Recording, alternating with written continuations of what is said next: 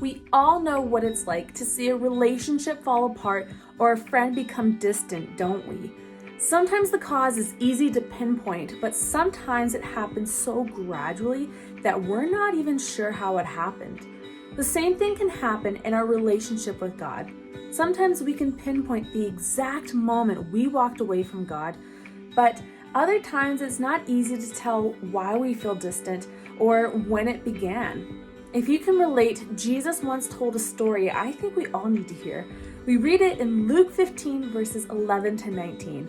A man had 2 sons. The younger son told his father, "I want my share of your estate now before you die." So his father agreed to divide the wealth between his sons.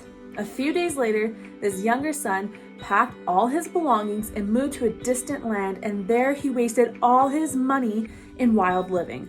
About the time his money ran out, a great famine swept over the land and he began to starve. He persuaded a local farmer to hire him, and the man sent him into his fields to feed the pigs. The young man became so hungry that even the pods he was feeding the pigs looked good to him, but no one gave him anything.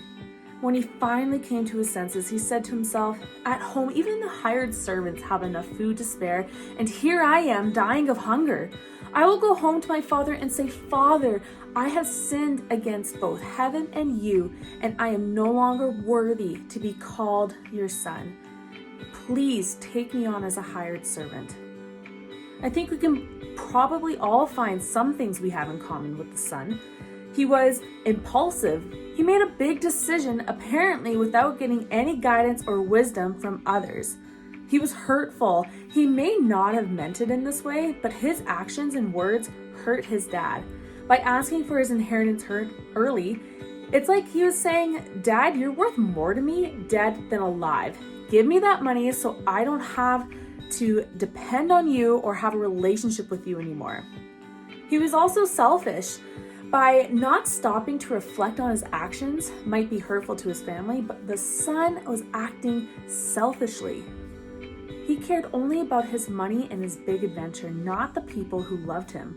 Even though the son had safety, food, and money at home, he was dreaming of going to this distant land where he imagined he could do whatever he wanted to do, spend his money and have fun, find everything he thought he was missing at home.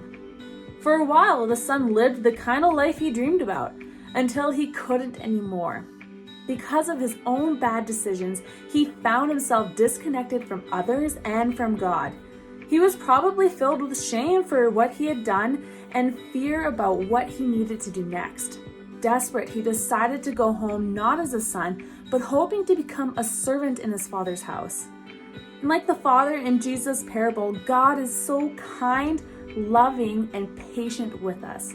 God isn't an angry old man waiting to throw lightning bolts at us when we're mess and wander away.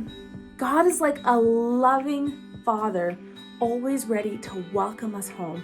And Jesus is God. So when you've made bad decisions or mistakes that have led you far from God, I hope you'll remember what the son in this story discovered about his father. When you feel lost, Jesus welcomes you back.